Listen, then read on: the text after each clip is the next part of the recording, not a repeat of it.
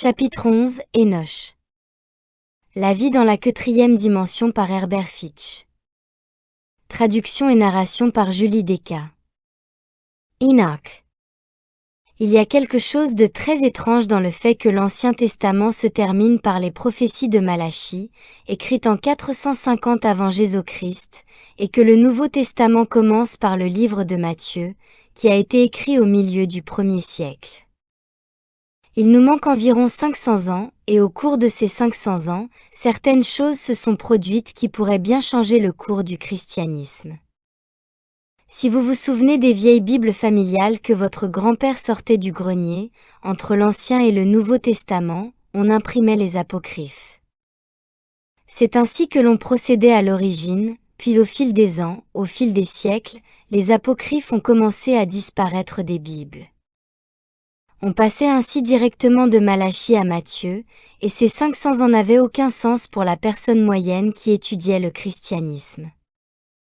Les livres de l'apocryphe étaient les suivants: les frères Maccabée, Suzanne, Esther, Judith, Esdras, Baruch, Tobie, Manassé, les sages paroles de Salomon, Jésus fils de Sirach, et un livre appelé, non pas Ecclésiaste, mais Ecclésiastique. Bien sûr, ils sont disponibles. Certains d'entre vous les ont lus. Certains ont pris la peine de les trouver et de voir ce qu'ils disent. Mais il y avait un autre groupe de livres, regroupés sous un autre nom, et qui n'ont jamais été imprimés entre Malachie et Matthieu, bien qu'ils aient la même autorité scripturale. Pour une raison étrange, ces groupes ont disparu. Beaucoup d'entre eux semblent avoir été perdus, et même les étudiants les plus sérieux du christianisme n'ont jamais entendu parler d'eux ou n'ont jamais su qu'ils existaient. Ces livres portaient les noms suivants: le livre des Jubilés, les épîtres d'Aristée. Il y avait les livres d'Adam et Ève, le martyre d'Isaïe, le premier et le second Enoch, le 4e Esdras, les oracles sibyllins, l'Assomption de Moïse, le 2e et le 3e Baruch, les psaumes de Salomon, le 4e Maccabée, les dires du Père, le berger d'Herma, le livre de Barnabé, l'histoire d'Aïcar, les fragments d'un ouvrage Hadokite, et plus tard, 40 ans plus tard, par une autre autorité, ont été ajoutés les suivants: les 3e Maccabée, le testament de Job, les Vie des prophètes et l'Apocalypse d'Abraham. Tous ces écrits existaient sous le nom de pseudographa, aujourd'hui appelés pseudepigrapha pour les distinguer des apocryphes, mais ils étaient tous la parole de Dieu exprimée par les prophètes. Ces pseudépigraphes contenaient le 1er et le 2e livre d'Enoch, et comme il est dit dans la Genèse, Enoch marcha avec Dieu et il ne fut pas, car Dieu le prit. Nous avons appris qu'Enoch était traduit par il marcha avec Dieu et puis il fut pris. Il a marché avec Dieu et il n'a pas été, car Dieu l'a pris, et notre ami Paul l'a suffisamment pensé pour faire une remarque à ce sujet.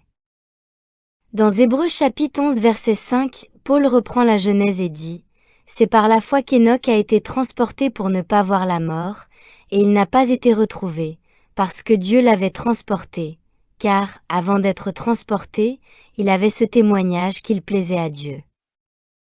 Paul nous dit qu'Enoch avait trouvé le moyen de marcher en harmonie avec Dieu et que, grâce à cela, il a pu quitter la terre sans connaître la mort, en perdant la conscience de son corps et en passant dans le monde spirituel sans appréhender ce que nous appelons l'expérience de la mort. La Genèse l'a montré. Paul l'a souligné. On pourrait penser qu'un homme aussi important aurait fait l'objet de chapitres et de chapitres dans la Bible. Mais non, le 1er livre d'Enoch et le 2e livre d'Enoch ont été enterrés dans la pseudégrapha, et la pseudégrapha contenant tous ces autres livres a disparu. La première fois que le monde anglophone a entendu parler des livres d'Enoch, c'était vers 1832. Un homme nommé James Bruce s'est rendu d'Écosse en Éthiopie au XVIIIe siècle et a rapporté une copie éthiopienne du livre d'Enoch.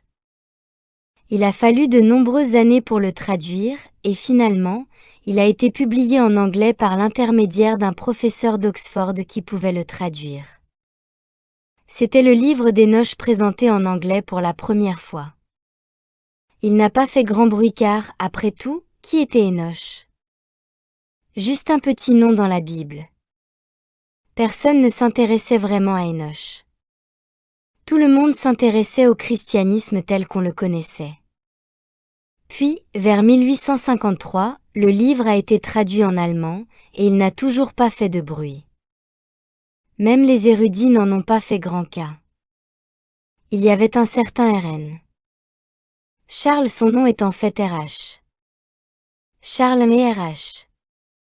Charles était le chanoine de Westminster. Au début des années 1900, il a mis la main sur les manuscrits grecs originaux d'Enoch, pas l'Éthiopien, qui seraient difficiles à comprendre pour quiconque, à l'exception du plus érudit des érudits. Il s'est procuré le grec et a trouvé 4 manuscrits grecs originaux qui étaient des copies du document d'Enoch. Il les a traduits en anglais, ce qui a fait sensation dans le monde religieux. C'est ainsi que les apocryphes et les pseudographes sont entrés dans la Bible. Charles a suivi tout le chemin et a accumulé toutes les traductions de ces divers ouvrages dans les apocryphes et les pseudographes. S'il a fait cela, c'est parce qu'il était conscient qu'une méthode systématique avait été inaugurée dès les premiers jours pour éliminer Enoch de la Bible. Et la raison pour laquelle Enoch a dû être éliminé de la Bible est que, malgré le fait qu'il ait vécu de nombreux siècles avant Jésus-Christ, il semble que tout ce que nous lisons dans la Bible à propos de ce que Jésus-Christ a été dit par Enoch. Cela soulève de nombreuses questions, non seulement embarrassantes, mais menace de faire disparaître les fondements de beaucoup de nos croyances, telles qu'elles sont propagées par la religion chrétienne formelle. Bien qu'Enoch ne soit pas mentionné dans le Nouveau Testament, bien qu'il ait prophétisé la venue du Christ sur terre, il était très apprécié de ses contemporains et de ceux qui l'ont suivi par la suite, c'est pourquoi nous trouvons de nombreuses références à son sujet. Dans le livre de l'Ecclésiastique, dans les Apocryphes, Enoch est qualifié de différent de tous les autres hommes. Un historien nommé Tertius, 200 ans après Jésus, affirme que le livre d'Enoch a été divinement inspiré. De grandes personnalités de l'Église des premiers temps, comme Clément d'Alexandrie, Origène et l'historien Joseph, affirment toutes que le livre d'Enoch est un ouvrage qui lui a été donné par Dieu. Nous commençons alors à voir qu'Enoch, qui n'apparaît pas dans notre Bible, représente une activité invisible, inconnue des êtres humains qui considèrent la Bible comme allant de soi. En enquêtant, nous découvrons que cette période entre Malachie et 450 avant Jésus-Christ, et plus directement entre 100 et 200 avant Jésus-Christ et 100 après Jésus-Christ, au cours de ces 200 ou 300 ans, il y a eu une grande transition dans le judaïsme, une transition si sensationnelle qu'il y a eu création de 2 camps, les Juifs et les chrétiens, Juifs et chrétiens. Et cela avant Jésus. Le judaïsme se transformait en un autre type de pensée, une pensée qui connaissait un Messie, le Christ, le messager qui viendrait apporter à la terre la conscience du Christ, un message qui parlait d'une résurrection spirituelle, un message qui disait beaucoup de choses qui se trouvent dans le Sermon sur la montagne. Il parlait également des 10 commandements et nous disait que Dieu est la réalité visible de chaque homme. Ce message d'Enoch a été accepté par l'Église chrétienne primitive. Il s'y référait même. Voici la déclaration de Barnabé, qui cite le 2e livre d'Enoch. Il arrivera, dans les derniers jours, que l'Éternel livrera à la destruction les brebis de son pâturage et de sa bergerie, ainsi que leur tour. Vous voyez donc que dans le livre d'Enoch, tout comme Jésus l'a enseigné dans le 4e chapitre de Matthieu, le livre d'Enoch enseigne la fin du monde. Et à d'autres endroits, Barnabé, qui, comme vous le savez, était un compagnon de Paul, Barnabé dit, comme Enoch l'a dit. Et donc, vous voyez, vous ne pouvez pas trouver un livre de Barnabé dans la Bible parce qu'il s'est référé à Enoch. Maintenant, pourquoi serait-il si important d'éliminer Enoch ? L'histoire de la naissance virginale de Jésus-Christ est basée sur le fait que Dieu a soudainement placé son Fils sur la terre et qu'à travers la nouvelle révélation de son Fils, les choses suivantes ont été dites, et c'est la base de la façon dont nous devons vivre. La doctrine du Saint-Esprit, à savoir la Trinité, les diverses formes de purgatoire et toutes les doctrines que nous connaissons en tant que christianisme orthodoxe contemporain, dépendaient de l'apparition du Fils de Dieu conçu de manière immaculée, né d'une vierge, apparaissant sur terre en tant que Jésus-Christ, mais Enoch avait dit la plupart des choses que Jésus a dites par la suite. Il a dit, « Les élus hériteront de la terre ». Comment Jésus a-t-il pu dire cela des siècles plus tard, s'il s'agissait d'une nouvelle révélation? Comment Jésus en est-il venu à évoquer le Fils de l'homme apparaissant du ciel comme une nuée, si Enoch l'avait dit des siècles auparavant? Il ne s'agit pas d'une nouvelle révélation. Nous constatons donc que, systématiquement, tout ce qui avait trait à Enoch devait être supprimé de la Bible, parce qu'il fallait une nouvelle dispensation illustrée par Jésus-Christ. Et il y avait beaucoup d'autres déclarations embarrassantes d'Enoch, qui tendaient tout à montrer que l'enseignement de Jésus-Christ et l'enseignement d'Enoch étaient très parallèles, de sorte que le christianisme n'a pas commencé avec Jésus-Christ, mais a commencé avec Enoch, et le vrai père du christianisme devait être Enoch. Pour ce faire, il a fallu modifier les termes mêmes de la Bible, ce qui est plutôt alarmant, car d'autres érudits de grande réputation, d'une intégrité à toute épreuve, ont découvert ces changements et les ont portés à notre attention. J'aimerais que vous en voyiez quelques-uns aujourd'hui, car cela élargira votre vision du véritable message du Christ. La plus tristement célèbre se trouve chez Pierre, dans la première épître de Pierre, au 3e chapitre, dans les versets 18 à 20, nous trouvons une déclaration des plus inhabituelles. C'est la base du purgatoire qui a été établie dans le catholicisme et qui n'a aucune validité.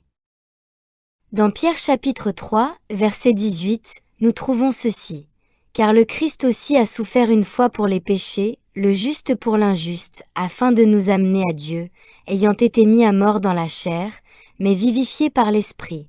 C'est ainsi qu'il est allé prêcher aux esprits en prison, qui avaient été autrefois désobéissants, alors que la longanimité de Dieu s'était déjà manifestée au jour de Noé. » Vous commencez à voir qu'il y a là quelque chose de bizarre?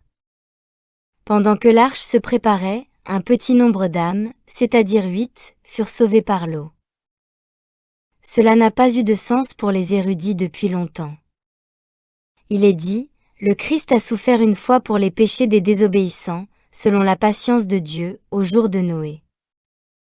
Heureusement, nous avons ici quelques Bibles, non plus des opinions d'historiens, mais des Bibles, et il s'agit de Godspeed. Et regardez comment il change cela en quelque chose d'autre. Alors qu'ici il est dit, car le Christ aussi a souffert une fois, dans la Godspeed on dit, car Enoch aussi a souffert une fois. Dans le Testament King James, Enoch a été remplacé par Christ afin d'éliminer le fait qu'Enoch est celui qui est allé dans les prisons et qu'Enoch était sur la terre. Il en va de même dans le livre biblique de Moffat et dans la Bible de Schonfield. Chacun utilise à la place de le Christ aussi a souffert une fois, car Enoch a aussi souffert une fois. Et vous voyez que le Christ Enoch et le Christ Jésus sont le point essentiel. Enoch a été baptisé du Christ, tout comme Jésus le sera plus tard. Dans les Actes, au 8e chapitre, au 37e verset, nous trouvons une autre chose étrange. Nous trouvons cette déclaration. Il y avait un eunuque qui voulait être baptisé, et Philippe lui dit au 37e verset. Philippe dit, « Si tu crois de tout ton cœur, tu peux, en d'autres termes, être baptisé. » Il répondit, « Je crois que Jésus-Christ est le Fils de Dieu. » Lorsque j'ai vérifié ce passage dans Moffat et Godspeed, j'ai trouvé quelque chose de très irrégulier, et c'est que dans Moffat, je veux dire dans Godspeed, on passe de 36 à 38. 37 est omis. La ligne, et Philippe dit, « Si tu crois de tout ton cœur, tu peux. » Et il répondit, « Je crois que Jésus-Christ est le Fils de Dieu » est omise. De même dans Moffat. Bien sûr, la raison pour laquelle il est omis est qu'il n'a jamais été là, et il y a une note à ce sujet dans l'une de ces Bibles. Il y a une note à ce sujet dans le livre de Schonfield, je crois, et elle dit que cette ligne n'a jamais été dans les traductions grecques originales. En d'autres termes, quelqu'un essayait de vendre l'idée que Jésus-Christ, le Fils de Dieu, est là où vous adorez. Il se peut que cette omission se retrouve dans d'autres Bibles. Je ne l'ai trouvée que dans les 3 suivantes, Moffat, Godspeed et le Nouveau Testament authentique de Schonfield. Mais j'ai lu beaucoup de choses à ce sujet dans les commentaires. L'élimination d'Enoch et la substitution du mot Christ devaient donner l'impression que avant Jésus-Christ, et là encore, je crois que Jésus-Christ est le Fils de Dieu, devait donner l'impression qu'avant Jésus-Christ, il n'y avait pas de Christ sur la terre. Cependant, nous trouvons que Jude 14, le 14e verset de Jude, reconnaît Enoch comme divinement inspiré, et nous trouvons donc dans le 14e verset de Jude la déclaration suivante, qui n'est qu'une brève reconnaissance.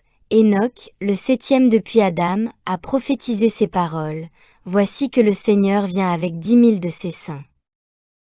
Jude est l'un des disciples de Jésus.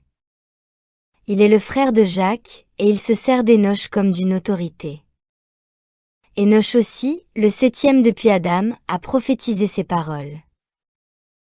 Cette phrase, le 7e depuis Adam, signifie qu'Enoch avait atteint le 7e ciel.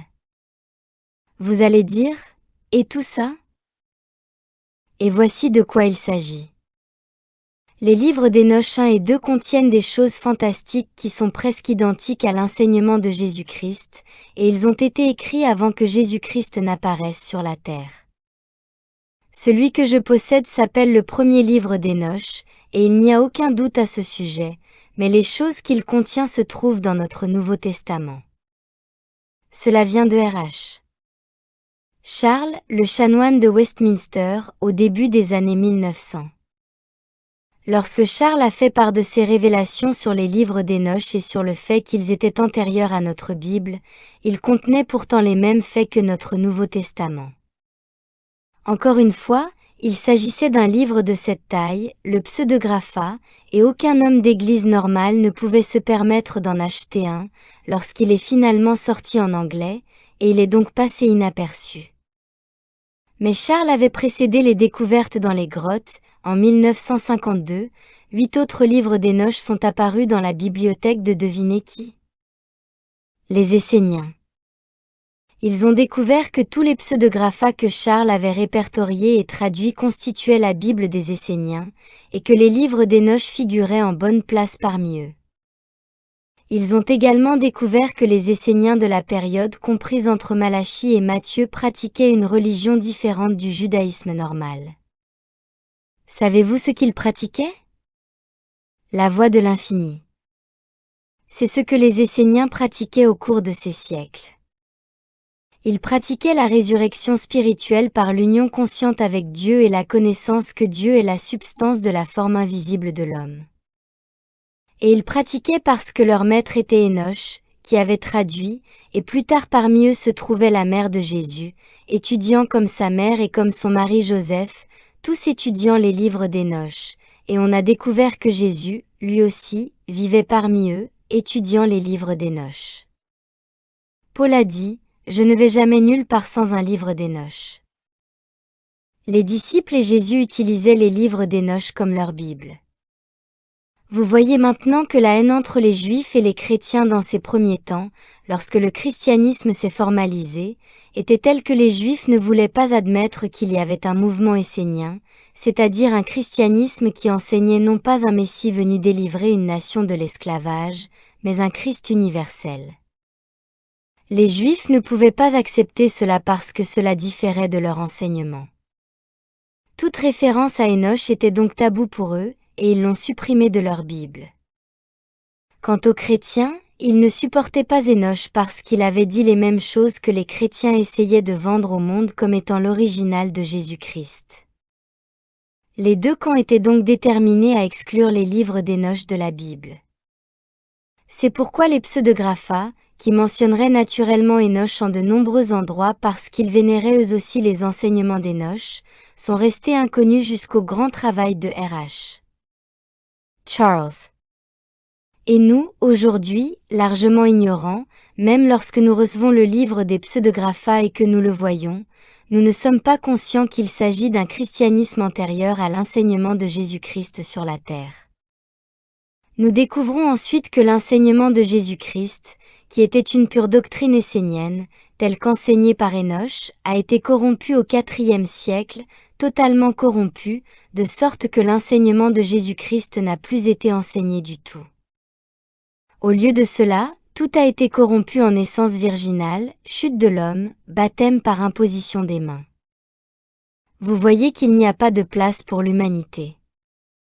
Le plus incroyable, c'est que la Bible nous enseigne que vous récolterez ce que vous avez semé, et la religion a semé le mensonge.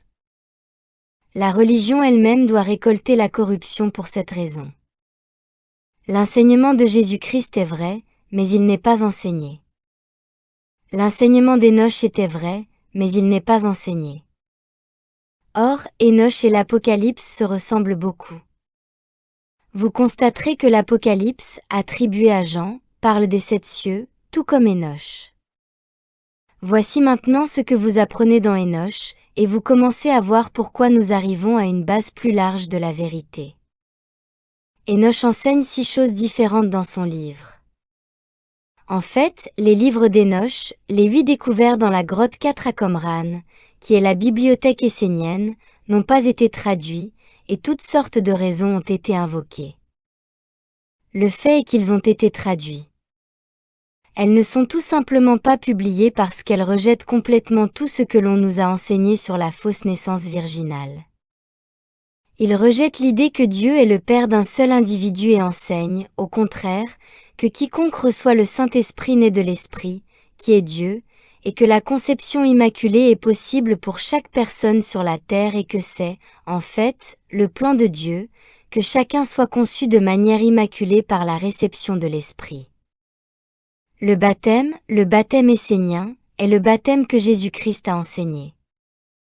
L'eau seule ne suffit pas, alors ils ont enseigné la vérité et l'Esprit, que Jésus a adopté parce que c'est ce qu'il a étudié.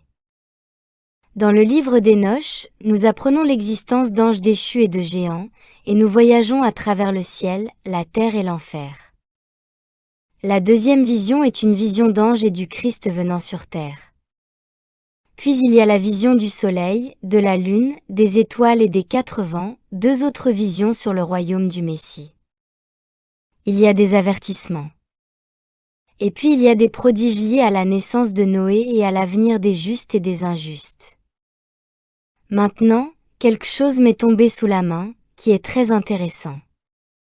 Il y a 7 cieux dans l'un des livres d'Enoch, et c'est assez long, donc je vais seulement vous lire le 7e ciel de ce livre, et il révèle ce que le christianisme orthodoxe n'a pas voulu révéler. Il se lit comme suit, puis il m'éleva au 7e ciel où je vis des esprits dans un paradis de splendeur. Ils étaient tous les saints de Dieu, l'esprit non vêtu de chair. Je les ai vus dans leurs vêtements célestes, assemblés dans la splendeur et la divinité. Et tout en les contemplant, l'un des beaux esprits qui se trouvait à proximité, s'approcha de moi et me montra des livres, mais ils n'étaient pas comme les livres des hommes. Il ouvrit les livres devant moi. Ils contenaient des écrits, mais ils ne ressemblaient pas aux écrits de la terre. Il lut les instituts de la vérité céleste, et les annales des choses saintes, et les annales des choses saintes. Puis je vis se dresser quelqu'un dont la gloire dépassait celle de tous les autres, tous les saints et les esprits du lieu, s'avançaient vers lui avec une crainte respectueuse. Vous pouvez voir la similitude avec le livre des Révélations de Jean, écrit des siècles plus tard. Alors celui-ci se transforma et apparut comme un être divin. Et l'ange dit, « Vénère ». Et je vénérai, et je vis le type de beaucoup de choses merveilleuses révélées. Et tandis que je vénérais l'Esprit, je vis un autre être glorieux, plus beau et plus divin que le premier, dont la gloire n'a pas souffert de transfiguration. Cela signifie qu'il a atteint le summum. Il était la lumière, il ne pouvait pas être transfiguré en lumière. Et tous les anges s'approchèrent et adorèrent, et tous les anges s'approchèrent et adorèrent, et ne vénérèrent pas le premier esprit, quand le Seigneur était proche. Un nuage d'éclat s'est interposé, à travers lequel mes yeux éblouis regardaient. Si j'avais vu le Seigneur de l'éclat, mon esprit aurait été consumé. Mon esprit lui-même avait été consumé. Cela ressemble à l'aveuglement de Paul. Par hasard, l'un des livres des pseudographa est un fragment d'une œuvre zadokite, et cette œuvre zadokite, ce sont les fils de Zadok. Et il y a des raisons de croire que lorsque Paul a été aveuglé à Damas, que Damas est un nom symbolisé pour la communauté des Esséniens, que Paul a été aveuglé dans la communauté des Esséniens. Ce n'est pas certain, mais il y a des raisons de croire que Damas implique cela. Alors je tombai sur ma face, et je me prosternai, car c'était le suprême. Il portait 70 000 voiles, pour cacher l'éclat de 70 000 soleils. Et voici un océan de lumière, l'ange me dit, « Qui est celui-ci? Qui est assis à la droite de Dieu ?»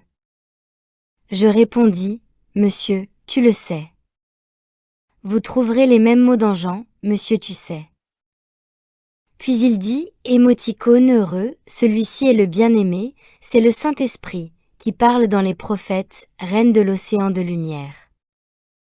Mais à gauche se tenait un esprit, vêtu comme le fils du tonnerre, je dis à l'ange, qui est-il? Il répondit, c'est le messager. Alors mes yeux s'ouvrirent, et je vis une gloire mystérieuse. Les ténèbres d'une lumière excessive me saisit et noya mon intelligence. Et j'entendis la langue, les langues de milliers de personnes, qui glorifiaient. Et ce sera plus tard dans les actes, vous verrez quand ils parleront en langue. J'entendis la langue de milliers de personnes. Le glorifiant, le vénérant, le chantant, dont la présence était trop brillante pour que je la voie, dont l'effusion m'avait rendu aveugle. Et les hymnes montent de 6 cieux, jusqu'au 7e ciel, celui du Très-Haut, je compris alors pourquoi on chantait autour des trônes, dont la splendeur était un mystère invisible. Et voici sa prophétie sur le Christ sur terre, et l'ange dit, ce messager de Dieu a reçu une grande exaltation. Il est revêtu de l'Esprit Saint, il est revêtu de l'Esprit Saint, et il annonce par la bouche des divins. Et j'entendis une voix musicale dire à ce messager, va, descends dans les cieux, va, descends dans les cieux, descends à travers le firmament des sphères. Assimile-toi en apparence à tous ceux qui demeurent dans les cieux et les cercles, et descends sur la terre, et libère-la des chaînes de l'obscurité. Et la voix parla ainsi. Aussitôt nous descendîmes dans le 6e ciel, et au 5e ciel, et au 4e, et à tous les autres, et ainsi de suite à travers une multitude de cercles. Mais en quelques lieues que nous arrivions, les habitants du lieu ne reconnaissaient pas le messager de Dieu. Ils le croyaient semblable à eux-mêmes, car il avait pris les formes des différentes sphères, il passa dans les cercles des éléments, dans le firmament, et ainsi sur la terre, il prit l'apparence d'un homme, et les hommes crurent qu'il ne faisait qu'un avec eux. Il vécut sur la terre et annonça le message, il quitta la terre et monta, les esprits des firmaments et des cercles élémentaires le virent passer, mais sans changement. Le virent passer, mais avec un aspect inchangé. Ils le vénérèrent en disant, comment est-il descendu, et nous ne l'avons pas vu? Et comment est-il passé, sans que nous ayons découvert la splendeur dont le Seigneur l'a revêtu? Et il est monté à travers les innombrables sphères, et à travers les divers cieux du paradis, et ils s'étonnèrent en disant, comment est-il descendu? Et comment n'avons-nous pas connu le messager du paradis? Et lorsqu'il monta au 7e ciel, il arriva à la grande gloire, et reçut le Saint-Esprit avec une grande joie, car il a accompli le message du Très-Haut. L'ange me dit, ces choses sont grandes, qui se sont manifestées en toi. Tu as vu et connu des secrets, qui ont été cachés aux enfants des hommes. Chez Paul, nous trouvons ce qui suit. Paul explique qui est Jésus-Christ, et pour l'expliquer, il parle d'abord de Melchizedek, et c'est Hébreux 1, 5. Il explique que Jésus-Christ est l'autorité, car qui, parmi les anges, Dieu a-t-il jamais dit, « Tu es mon fils, aujourd'hui je t'ai engendré » Puis, en 5, 5, pour s'assurer que nous comprenons bien qu'il va à l'encontre de ce que les hommes croiront, il répète, de même le Christ, c'est-à-dire Jésus-Christ, ne s'est pas glorifié lui-même pour être fait souverain sacrificateur, ce qui revient à dire, en d'autres termes, ne me glorifiez pas, moi, Jésus-Christ. De même, le Christ ne s'est pas glorifié lui-même, il ne s'est pas glorifié lui-même pour être fait grand prêtre, mais celui qui lui a dit, en d'autres termes, glorifiez non pas moi, mais le Père qui m'a dit, tu es mon Fils, aujourd'hui je t'ai engendré. Aujourd'hui je t'ai engendré. Paul nous dit que Jésus n'est pas né d'une vierge, comme le racontent les évangiles, mais que lorsque la colombe est descendue, elle n'a pas dit « Aujourd'hui, tu me plais ». Elle a dit « Aujourd'hui, je t'ai engendré ». Il souligne, tout comme Enoch l'avait fait, que la venue du Christ chez un homme serait la naissance de l'homme en Dieu. Malheureusement, ce petit passage de Paul, la domination officielle a oublié de l'enlever, et il contredit donc Luc 3, 23, vous savez.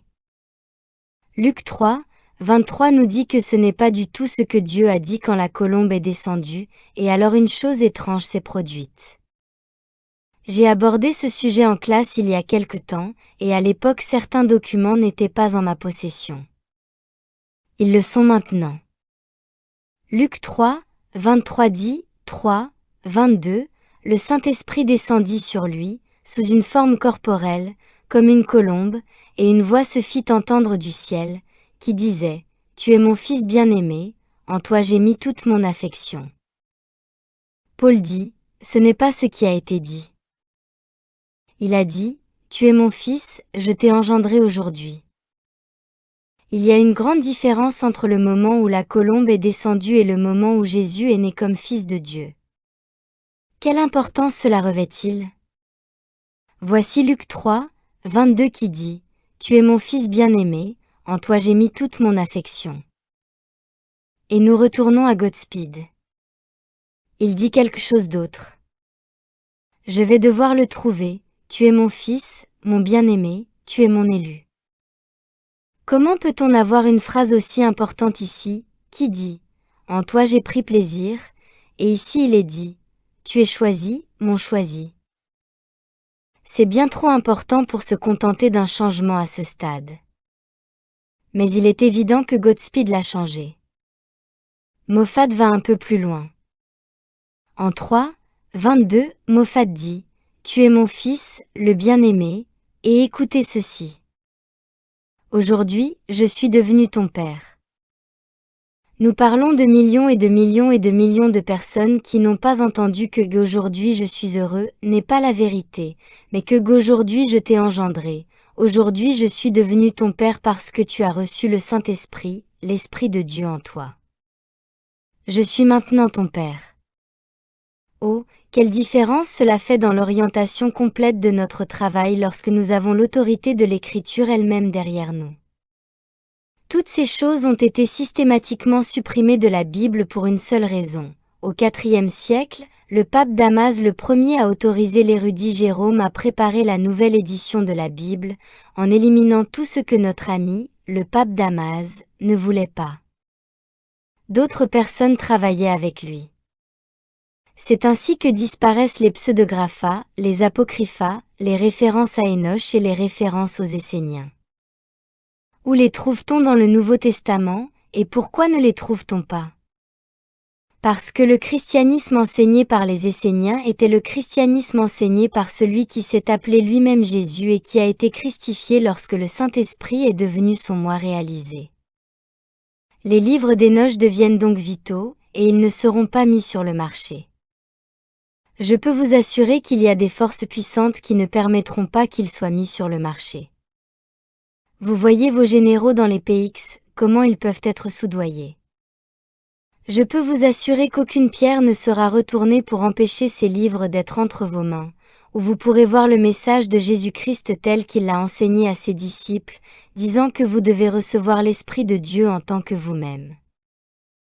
Vous savez, il y a une histoire racontée par Enoch, et c'est comment il a été amené sur une haute montagne, et dans cette haute montagne il a vu un triangle radieux, et dans ce triangle il y avait le Verbe, le grand Verbe du Père. Puis il est descendu sous la mer. Un ange l'emmena dans des régions souterraines et il dut traverser 9 arches.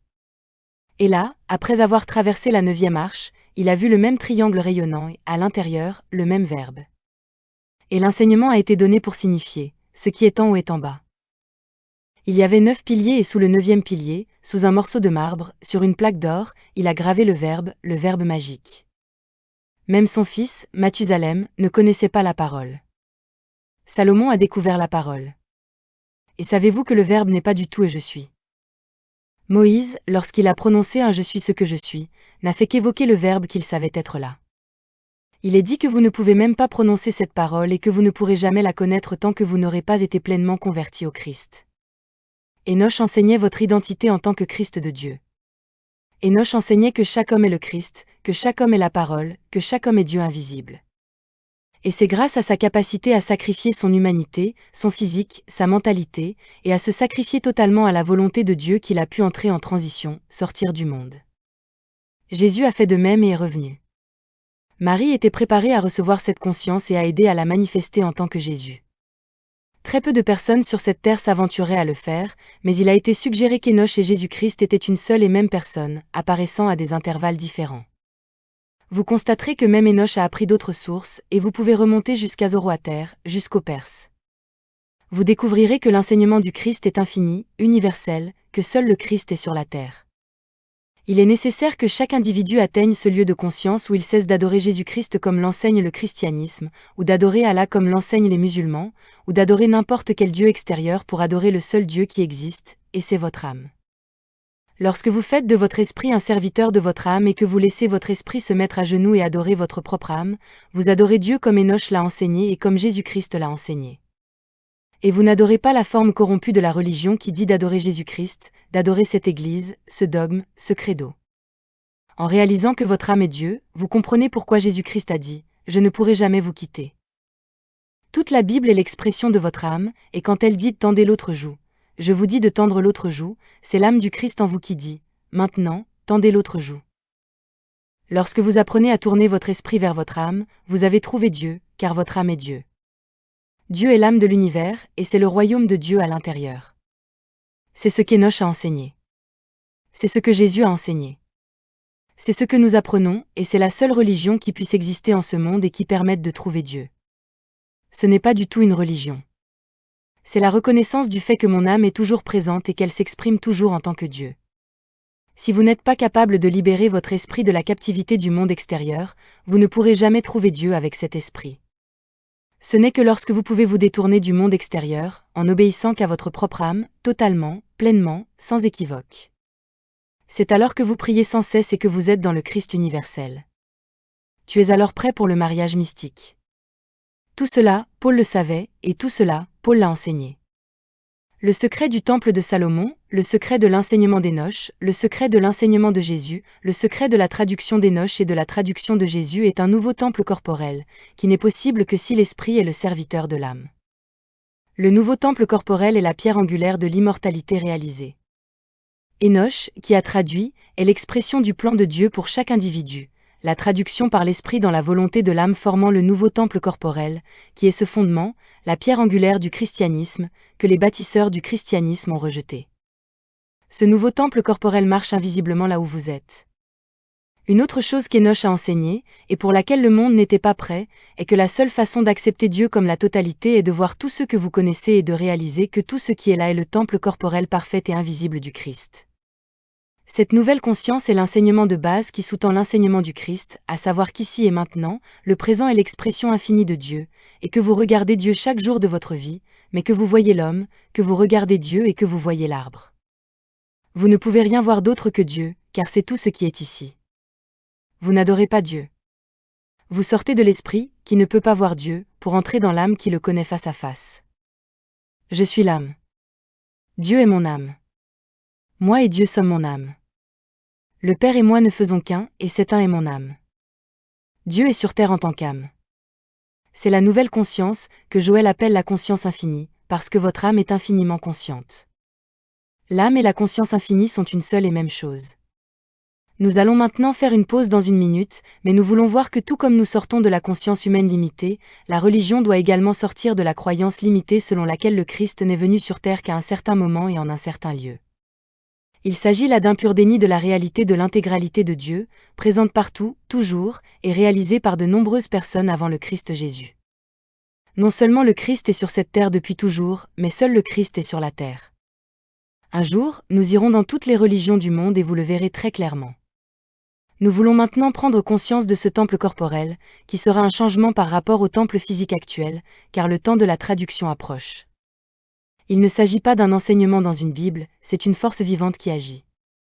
Enoch a été envoyé pour préparer ce monde à recevoir le Christ de leur propre être. Jésus a montré comment faire. Les disciples et les apôtres ont prouvé que sa méthode fonctionnait, car ils l'ont appliquée. Le christianisme doit s'ouvrir sur sa nature universelle, à savoir que Dieu n'a créé ni race, ni nation, ni couleur, mais seulement le Christ, qui apparaît dans une variété infinie au sens humain. Et vous voyez, jusqu'à ce que nous nous libérions de ces limites finies du concept, nous ne sommes pas dans l'infini et nous ne reconnaissons pas notre identité infinie. Vous essayerez avec votre esprit, et vous échouerez. Vous ne pouvez pas comprimer la vérité infinie dans un esprit fini, peu importe comment vous essayez. Vous devez aller au-delà de la compréhension de l'esprit. Vous devez faire de votre esprit un serviteur de votre âme, et c'est ainsi que vous accédez à l'universalité du Christ. Votre âme connaît tout ce qui existe. L'esprit doit devenir un réceptacle, une transparence claire pour votre propre âme. C'est ce qu'a accompli Enoch. Les Esséniens, une communauté florissante de quelques 5000 personnes, vivaient cela chaque jour de leur vie. C'est ce qui a rendu possible l'activité de Jésus sur terre. Nous arrivons enfin à la base où nous réalisons que ce que vivaient les Esséniens, chaque personne sur terre doit apprendre à le vivre. Jésus en a été le principal représentant au cours des 2 derniers millénaires. Plus tard, vous découvrirez qu'une grande partie de ce que vous pensiez avoir été écrit par certains noms dans la Bible l'a été par des érudits sous l'enseignement des Esséniens. Leur fonction était de libérer la vérité de l'esprit, car l'esprit ne peut jamais être enterré ou crucifié. Chacun d'entre nous a un passé essénien. Nous sommes le chaînon manquant entre l'orthodoxie formalisée du christianisme du IVe siècle et la croyance erronée que Dieu est un Dieu unique séparé des hommes, telle qu'elle est exprimée par le judaïsme. Vous constaterez que Infinite Way et les enseignements d'Enoch et du Christ Jésus sont identiques. Votre identité devient le point central de votre expérience. Si vous êtes un être humain essayant d'apprendre la vérité, vous n'êtes pas dans votre identité, et vous ne le serez jamais tant que vous n'aurez pas cessé d'être cet être humain cherchant la vérité. L'identité est la vérité. Lorsque vous cherchez la vérité, vous niez votre identité, je suis le soi-Dieu, invisible au sens humain. Je n'ai pas encore accepté l'idée que Damas puisse être la communauté essénienne, mais la probabilité m'en vient car, après tout, il y a Paul et il sait certainement qu'ils sont là, qu'ils vivent là, et il a dû être très curieux de ce qu'ils faisaient. Et si la lettre aux Hébreux est écrite par Paul, écoutez ceci. Voici le chapitre 7 de ce Melchizedek, fils de Salem, prince du Très-Haut, sans père, sans mère, sans descendance et n'ayant ni commencement de jour ni fin de vie, mais pouvant, comme sous le Fils de Dieu, demeurer continuellement sacrificateur. Voilà les qualités de Melchizedek. Vous savez, il y a une histoire racontée par Enoch, et c'est comment il a été amené sur une haute montagne, et dans cette haute montagne il a vu un triangle radieux, et dans ce triangle il y avait le Verbe, le grand Verbe du Père. Puis il est descendu sous la mer. Un ange l'emmena dans des régions souterraines et il dut traverser 9 arches. Et là, après avoir traversé la 9e arche, il a vu le même triangle rayonnant et, à l'intérieur, le même Verbe. Et l'enseignement a été donné pour signifier, ce qui est en haut est en bas. Il y avait 9 piliers et sous le 9e pilier, sous un morceau de marbre, sur une plaque d'or, il a gravé le Verbe magique. Même son fils, Mathusalem, ne connaissait pas la parole. Salomon a découvert la parole. Et savez-vous que le Verbe n'est pas du tout et je suis. Moïse, lorsqu'il a prononcé un je suis ce que je suis, n'a fait qu'évoquer le Verbe qu'il savait être là. Il est dit que vous ne pouvez même pas prononcer cette parole et que vous ne pourrez jamais la connaître tant que vous n'aurez pas été pleinement converti au Christ. Enoch enseignait votre identité en tant que Christ de Dieu. Enoch enseignait que chaque homme est le Christ, que chaque homme est la parole, que chaque homme est Dieu invisible.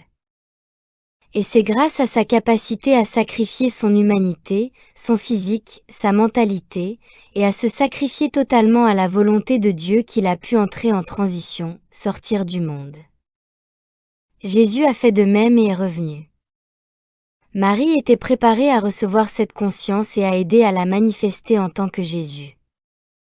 Très peu de personnes sur cette terre s'aventuraient à le faire, mais il a été suggéré qu'Enoch et Jésus-Christ étaient une seule et même personne, apparaissant à des intervalles différents. Vous constaterez que même Enoch a appris d'autres sources, et vous pouvez remonter jusqu'à Zoroaster, jusqu'aux Perses.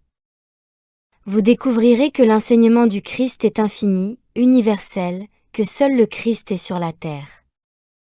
Il est nécessaire que chaque individu atteigne ce lieu de conscience où il cesse d'adorer Jésus-Christ comme l'enseigne le christianisme, ou d'adorer Allah comme l'enseignent les musulmans, ou d'adorer n'importe quel Dieu extérieur pour adorer le seul Dieu qui existe, et c'est votre âme. Lorsque vous faites de votre esprit un serviteur de votre âme et que vous laissez votre esprit se mettre à genoux et adorer votre propre âme, vous adorez Dieu comme Enoch l'a enseigné et comme Jésus-Christ l'a enseigné. Et vous n'adorez pas la forme corrompue de la religion qui dit d'adorer Jésus-Christ, d'adorer cette Église, ce dogme, ce credo. En réalisant que votre âme est Dieu, vous comprenez pourquoi Jésus-Christ a dit « Je ne pourrai jamais vous quitter ». Toute la Bible est l'expression de votre âme, et quand elle dit « tendez l'autre joue », je vous dis de tendre l'autre joue, c'est l'âme du Christ en vous qui dit « maintenant, tendez l'autre joue ». Lorsque vous apprenez à tourner votre esprit vers votre âme, vous avez trouvé Dieu, car votre âme est Dieu. Dieu est l'âme de l'univers, et c'est le royaume de Dieu à l'intérieur. C'est ce qu'Enoch a enseigné. C'est ce que Jésus a enseigné.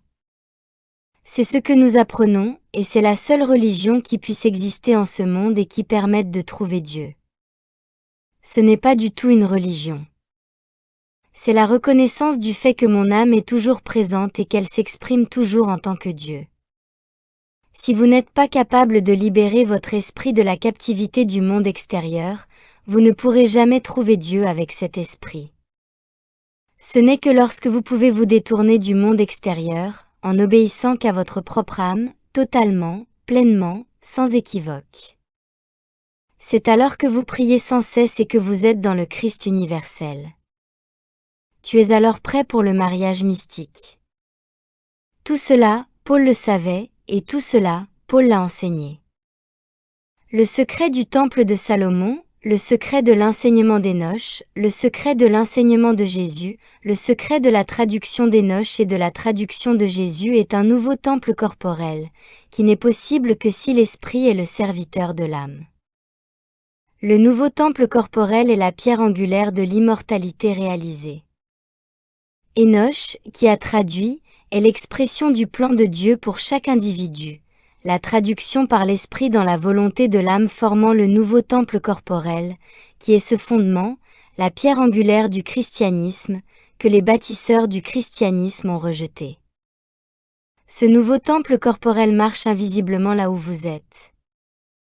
Une autre chose qu'Enoch a enseignée, et pour laquelle le monde n'était pas prêt, est que la seule façon d'accepter Dieu comme la totalité est de voir tout ce que vous connaissez et de réaliser que tout ce qui est là est le temple corporel parfait et invisible du Christ.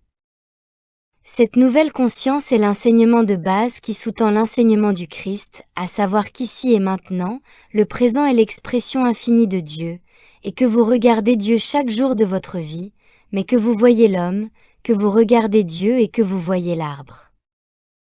Vous ne pouvez rien voir d'autre que Dieu, car c'est tout ce qui est ici.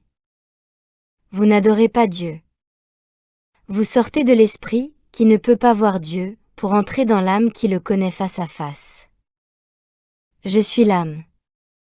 Dieu est mon âme. Moi et Dieu sommes mon âme.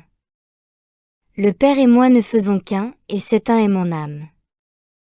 Dieu est sur terre en tant qu'âme. C'est la nouvelle conscience, que Joël appelle la conscience infinie, parce que votre âme est infiniment consciente.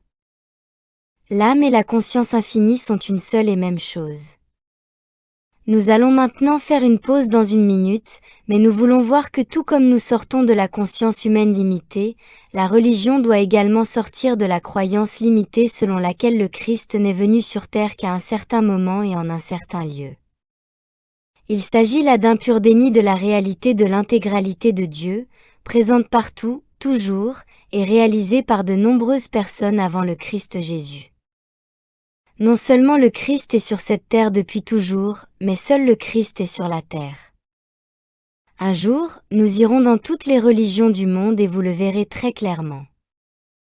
Nous voulons maintenant prendre conscience de ce temple corporel, qui sera un changement par rapport au temple physique actuel, car le temps de la traduction approche. Il ne s'agit pas d'un enseignement dans une Bible, c'est une force vivante qui agit. Enoch a été envoyé pour préparer ce monde à recevoir le Christ de leur propre être. Jésus a montré comment faire. Les disciples et les apôtres ont prouvé que sa méthode fonctionnait, car ils l'ont appliquée. Le christianisme doit s'ouvrir sur sa nature universelle, à savoir que Dieu n'a créé ni race, ni nation, ni couleur, mais seulement le Christ, qui apparaît dans une variété infinie au sens humain. Et vous voyez, jusqu'à ce que nous nous libérions de ces limites finies du concept, nous ne sommes pas dans l'infini et nous ne reconnaissons pas notre identité infinie. Vous essayerez avec votre esprit, et vous échouerez. Vous ne pouvez pas comprimer la vérité infinie dans un esprit fini, peu importe comment vous essayez. Vous devez aller au-delà de la compréhension de l'esprit. Vous devez faire de votre esprit un serviteur de votre âme, et c'est ainsi que vous accédez à l'universalité du Christ. Votre âme connaît tout ce qui existe. L'esprit doit devenir un réceptacle, une transparence claire pour votre propre âme. C'est ce qu'a accompli Enoch. Les Esséniens, une communauté florissante de quelques 5000 personnes, vivaient cela chaque jour de leur vie. C'est ce qui a rendu possible l'activité de Jésus sur terre. Nous arrivons enfin à la base où nous réalisons que ce que vivaient les Esséniens, chaque personne sur terre doit apprendre à le vivre. Jésus en a été le principal représentant au cours des 2 derniers millénaires. Plus tard, vous découvrirez qu'une grande partie de ce que vous pensiez avoir été écrit par certains noms dans la Bible l'a été par des érudits sous l'enseignement des Esséniens. Leur fonction était de libérer la vérité de l'esprit, car l'esprit ne peut jamais être enterré ou crucifié. Chacun d'entre nous a un passé essénien. Nous sommes le chaînon manquant entre l'orthodoxie formalisée du christianisme du IVe siècle et la croyance erronée que Dieu est un Dieu unique séparé des hommes, telle qu'elle est exprimée par le judaïsme. Vous constaterez que Infinite Way et les enseignements d'Enoch et du Christ Jésus sont identiques. Votre identité devient le point central de votre expérience. Si vous êtes un être humain essayant d'apprendre la vérité, vous n'êtes pas dans votre identité, et vous ne le serez jamais tant que vous n'aurez pas cessé d'être cet être humain cherchant la vérité. L'identité est la vérité. Lorsque vous cherchez la vérité, vous niez votre identité, je suis le soi-Dieu, invisible au sens humain. Je n'ai pas encore accepté l'idée que Damas puisse être la communauté essénienne, mais la probabilité m'en vient car, après tout, il y a Paul et il sait certainement qu'ils sont là, qu'ils vivent là, et il a dû être très curieux de ce qu'il faisait. Et si la lettre aux Hébreux est écrite par Paul, écoutez ceci. Voici le chapitre 7 de ce Melchizedek, fils de Salem, prince du Très-Haut, sans père, sans mère, sans descendance et n'ayant ni commencement de jour ni fin de vie, mais pouvant, comme sous le Fils de Dieu, demeurer continuellement sacrificateur. Voilà les qualités de Melchizedek. Nous arrivons enfin à la base où nous réalisons que ce que vivaient les Esséniens, chaque personne sur terre doit apprendre à le vivre. Jésus en a été le principal représentant au cours des 2 derniers millénaires. Plus tard, vous découvrirez qu'une grande partie de ce que vous pensiez avoir été écrit par certains noms dans la Bible l'a été par des érudits sous l'enseignement des Esséniens. Leur fonction était de libérer la vérité de l'esprit, car l'esprit ne peut jamais être enterré ou crucifié.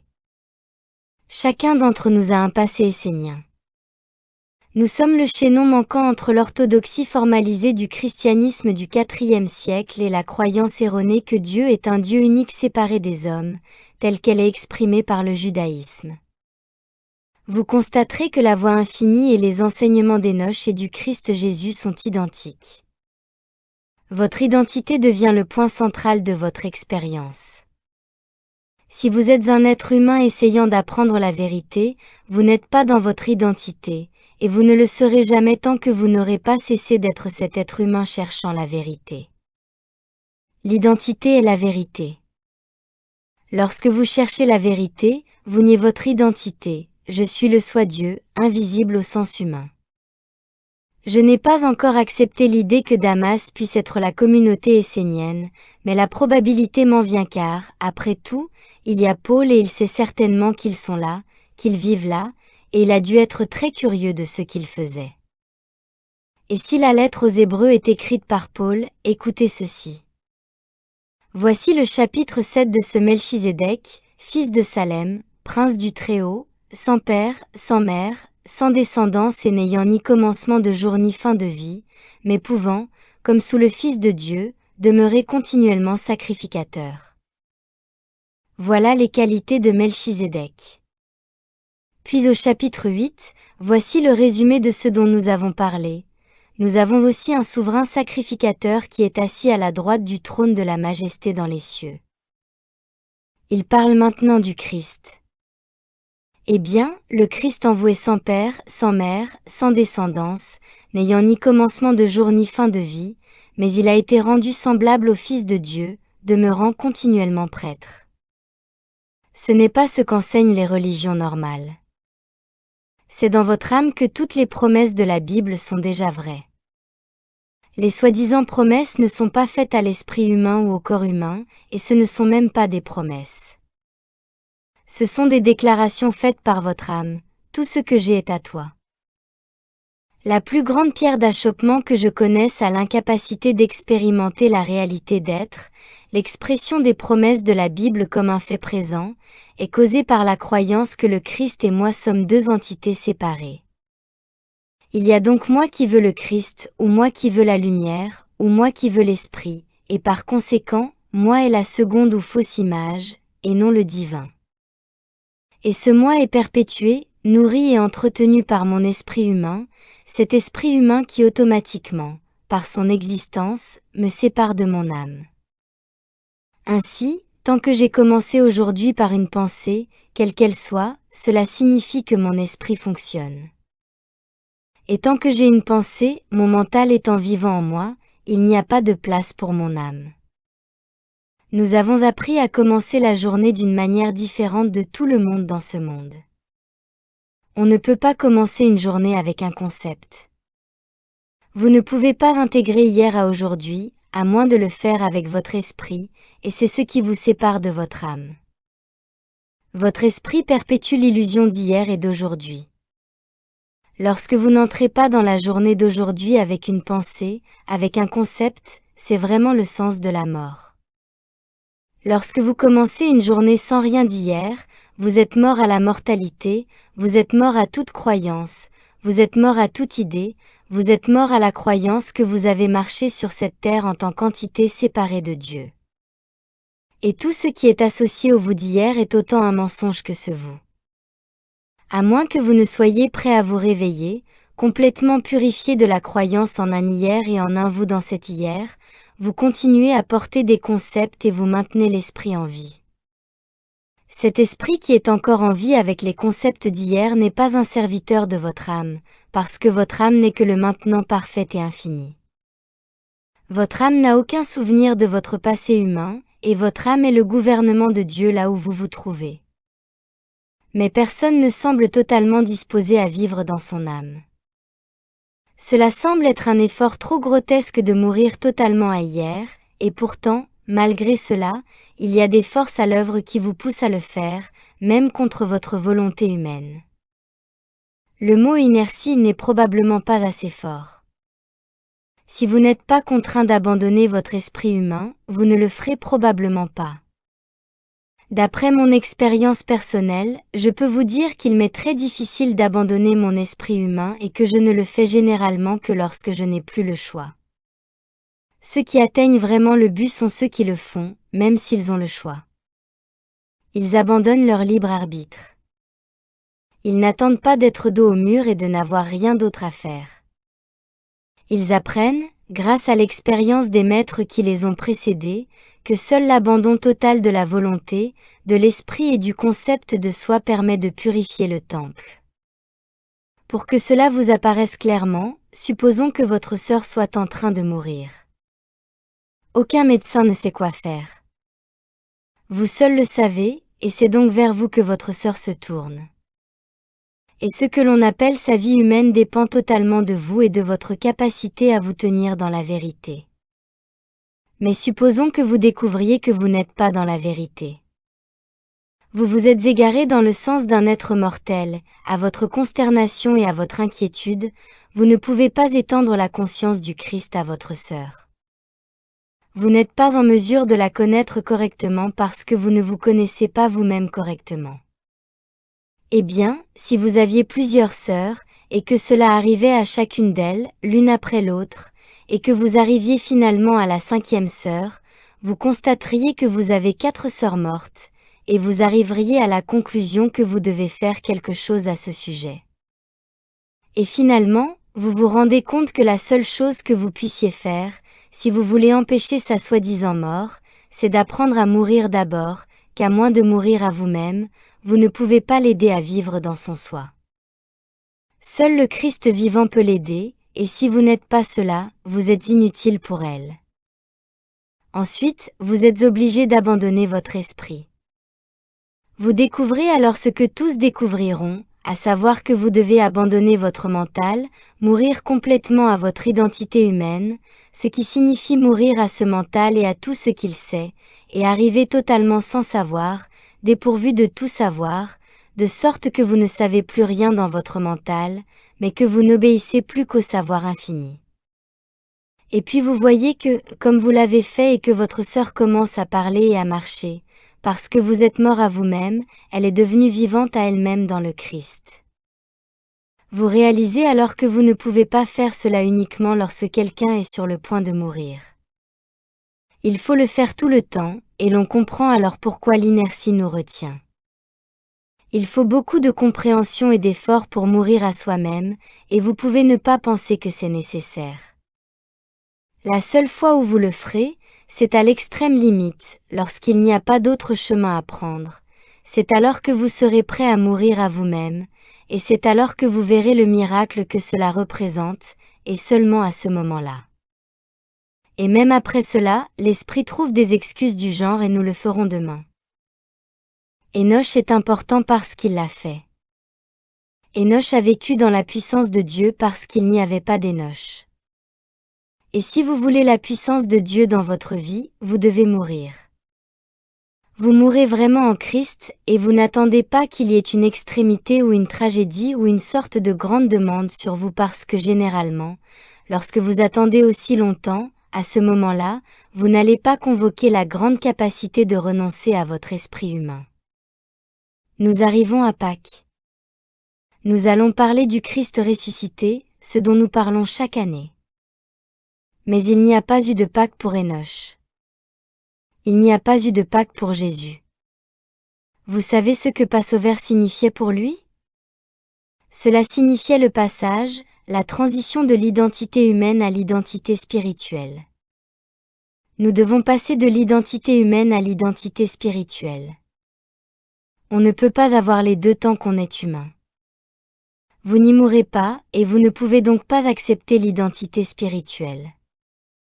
Vous ne saurez pas où vous échouez tant que vous n'aurez pas construit le vide dans lequel, au moment de l'éveil, vous allez travailler à libérer chaque concept dans votre esprit, et vous consacrerez le temps et l'effort nécessaires pour le faire. Vous pouvez avoir l'impression qu'il y a beaucoup d'air dans le ballon, et vous souhaitez le faire sortir parce que vous avez l'impression que vous allez éclater. Mais il faut le faire.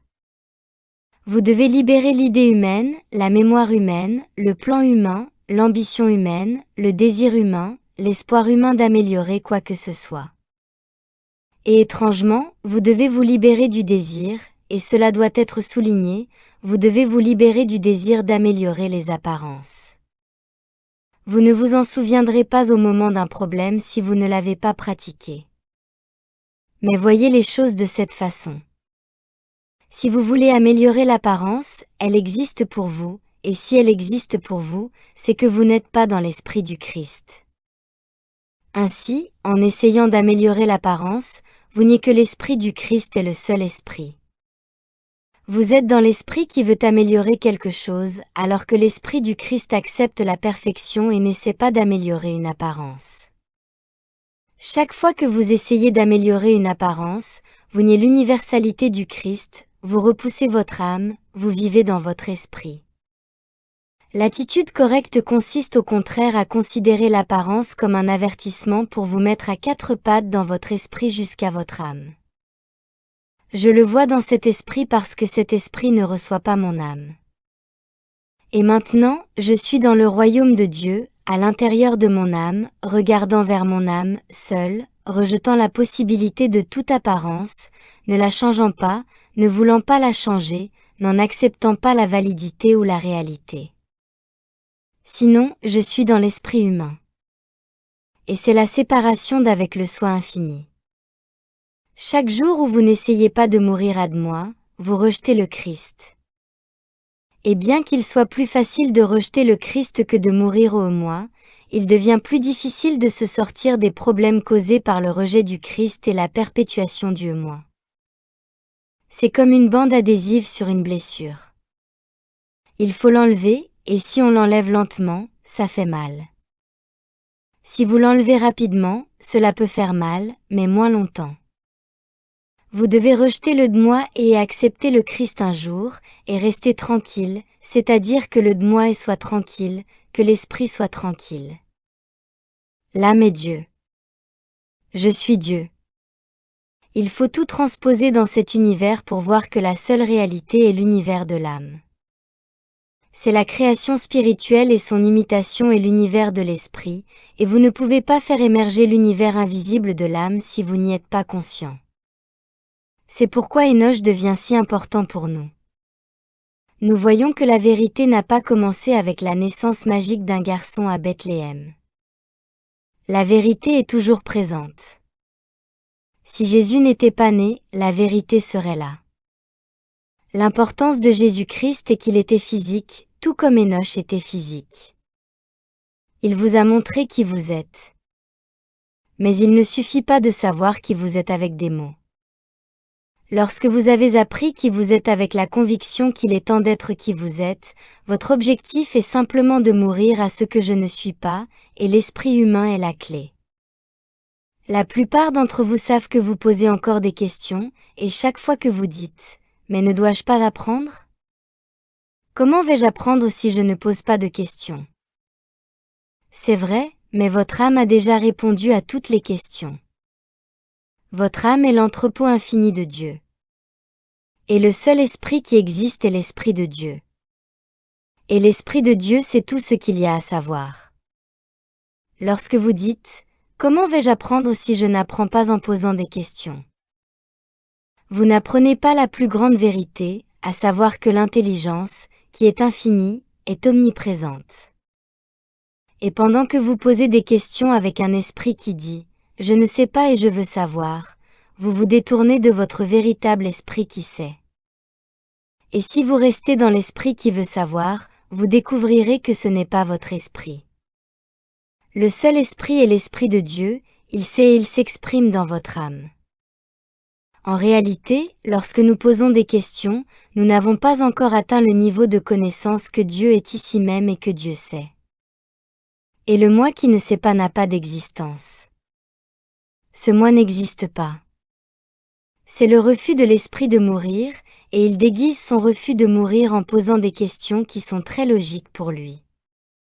Mais la paix qui dépasse l'entendement nous fait sortir de l'esprit qui comprend. Ainsi, en fin de compte, vous sacrifiez votre compréhension humaine, et c'est la chose la plus difficile que nous ne voulons pas faire. Vous sacrifiez votre compréhension humaine pour la paix qui dépasse l'entendement. On meurt à de mon sentiment de savoir quelque chose. Vous décidez qu'aucune tromperie de l'esprit ne vous permettra de rester en vie. Lorsque vous vous attelez sérieusement à la tâche de mourir à ce mental, vous êtes assez choqué par le vide qui s'ensuit. Mais ensuite, l'âme prend le relais, et l'âme peut contempler l'univers parfait de Dieu, et vous constatez que toutes les soi-disant apparences ne font aucune impression sur l'âme. Elle est trop pure. Elle ne répond pas aux mensonges. Elle n'a pas besoin qu'on réponde à ses questions. Je suis Dieu. Vous voyez que votre âme est le Père omniprésent, omnipotent et omniscient qui est en vous, le royaume de Dieu qui est en vous. Un enseignant veut répondre aux questions, mais il arrive un moment où il doit dire « Maintenant, allez voir le Maître qui est en vous », car pour être votre véritable enseignant, un enseignant doit dire « Vous devez trouver votre identité dans votre soi ». Plus vous repoussez l'échéance, plus vous dites à ce monde « Je crois en vous comme en une réalité », et vous repoussez la gloire de la grâce. Ne vous y trompez pas, lorsque nous parlons de traduire comme Enoch, nous voulons dire que c'est ce que nous devons faire. Nous ne pouvons pas le faire tant qu'il y a ne serait-ce qu'un frémissement de pensée dans l'esprit humain qui provient du monde extérieur, car cette réaction de l'esprit humain doit cesser. L'âme doit prendre le relais, et c'est elle qui construit le temple corporel, la pierre blanche, le fondement de votre expérience de traduction. Si je pensais que nous ne pouvions pas accomplir cela ou que je ne le pouvais pas, je pense que je retournerais dans le monde des affaires ou que j'essaierais de trouver un moyen de faire de la vie une gloriole gaie. Mais il y a un maître intérieur qui dit, comme d'autres l'ont trouvé en me trouvant là où il se trouvait, tu le trouveras aussi. Et chaque fois que cela se produit chez un individu, chaque fois qu'il sent cette voix intérieure, ce moi intérieur, cette intelligence intérieure, qui dit « Je suis le chemin », il sait alors que tout ce qui est arrivé au grand maître du monde lui arrive aussi. Ils savent qu'ils peuvent faire ce qu'Enoch a enseigné, voir la mort sans chagrin, car je viens rapidement. Et ils verront qu'il n'y a jamais eu de création physique dans l'univers de la réalité. Vous êtes la vie, libre de toute création physique. Vous n'êtes pas un être physique qui apprend à être autre chose. Vous êtes la vie, ne reconnaissant rien d'autre que votre vie comme votre être. Vous ne changez pas de physicalité, mais vous reconnaissez que l'apparence de la physicalité n'a aucune validité. Vous ne vous traduisez pas. Vous vous réveillez de l'hypnose de ce qui n'a jamais été, et seulement par votre âme, seulement par votre âme. La semaine prochaine, j'espère que vous pourrez lire le 2e chapitre de la vie contemplative. Il renforcera certaines de nos connaissances. Et j'aimerais suggérer à ceux d'entre vous qui n'ont pas pris au sérieux la suggestion que j'ai faite lors du premier cours, d'étudier pendant 30 jours le chapitre Gélimination de Dieu dans la parenthèse de l'éternité par Joël, et de le faire, au moins jusqu'à Pâques. Prenez 1 ou 2 paragraphes par jour et faites-les vôtres jusqu'à ce que, chaque matin, ce soit un rituel pour vous de mourir au jeu jusqu'à ce que vous puissiez réellement sentir que j'ai perdu le concept, et que j'ai perdu les croyances humaines. Je suis autre chose maintenant, je suis moi. C'est le Christ qui se lève. Si vous faites cela, vous découvrirez que vous irez à votre bureau, que vous ferez votre journée à la maison, et que vous trouverez la guidance de votre âme toujours à portée de main, apportant toujours parfaitement l'expression divine là où auparavant votre esprit était en travers du chemin. La mort du mental et la naissance de l'âme ne vous privent pas d'un mental. Elle vous ouvre simplement à l'expression infinie qui est toujours invisiblement présente là où vous êtes.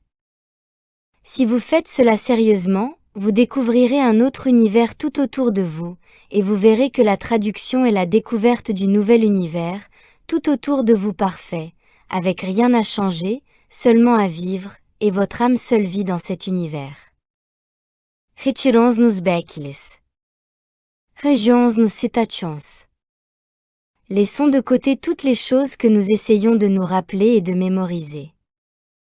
Mourons à l'esprit qui perpétue l'illusion d'un soi qui n'a jamais été, d'une image physique qui n'a jamais été, et laissons l'âme nous montrer le soi spirituel qui est toujours. Vous verrez alors que vous êtes maintenant aussi parfait que votre Père, car votre âme et votre Père ne font qu'un. Je pense que cela pourrait nous aider plus tard de nous pencher un peu plus sur les Esséniens, car ils ont été le berceau du christianisme dans cet hémisphère. Le chapitre 2, la vie contemplative, est le nouveau chapitre à étudier.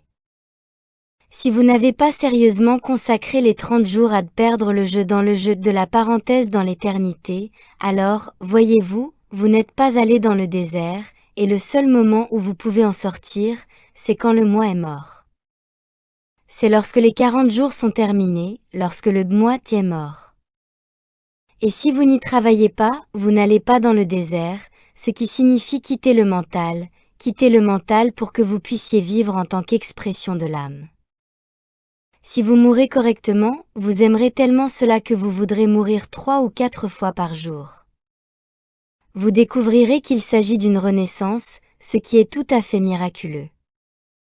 Vous ne saviez pas à quel point vous étiez intelligent. Tout devient possible car rien n'est impossible à votre âme. Vous pouvez regarder rapidement n'importe quelle apparence qui se présente à vous et vous détourner dans votre âme, et voici que l'ombre peut rapidement disparaître dans la lumière du soleil de votre âme comme si elle n'avait jamais été là. Vous verrez qu'il ne s'agit pas de suppositions, mais de faits réels et vivants, car tout le pouvoir est dans votre âme. Je pense qu'il nous reste 2 cours avant Pâques.